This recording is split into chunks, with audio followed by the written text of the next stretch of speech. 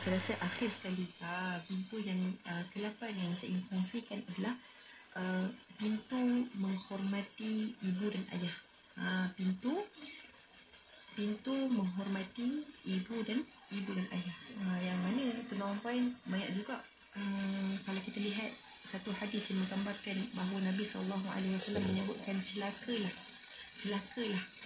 pada siapa ni? Dia tanya oleh sahabat, celakalah pada orang yang ketika ibu ayahnya ada, dia tak memberikan satu manfaat kepada ibu dan ayahnya. Maknanya tak menjaga, tidak menolong, tidak memberi kebaikan, tidak membalas jasa ibu dan ayah memang kita tak nafikan, memang tak boleh pun nak gantikan kebaikan yang mereka lakukan untuk diri kita. Tetapi ambillah peluang dan ruang ketika mana ada ibu dan ayah masih hidup,